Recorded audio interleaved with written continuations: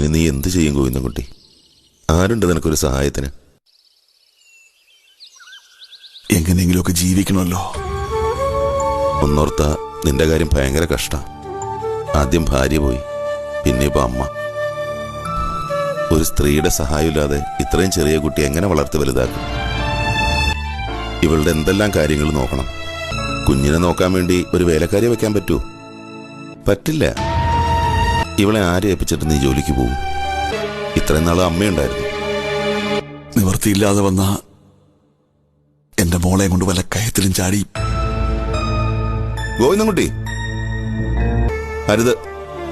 ഒരിക്കലും നീ ഇങ്ങനെ ചിന്തിക്കുക പോലും അരുത്. ഈ കുഞ്ഞിന്റെ മുഖത്ത് നോക്കിയിട്ട് നിനക്ക് എങ്ങനെ തോന്നണം?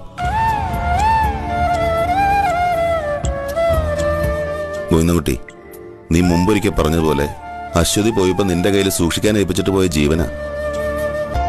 അത് നീ കെടുത്തി കളയരുത്.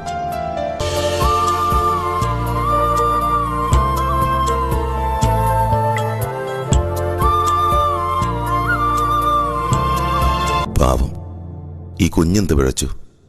ഇവൾക്ക് ജീവിക്കാനുള്ള അവകാശം നീ നിഷേധിക്കരുത്. ഒരു കാര്യം ഗോവിന്ദൻകുട്ടി എപ്പോഴും ഓർക്കണം.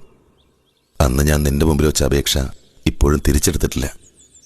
ഒരു നിവൃത്തിയില്ലാതെ വന്ന നീ ഇവളെ ഞങ്ങൾക്ക് തന്നേക്കും. പിന്നെ അവള് ഞങ്ങളുടെ രാജകുമാരിയാ.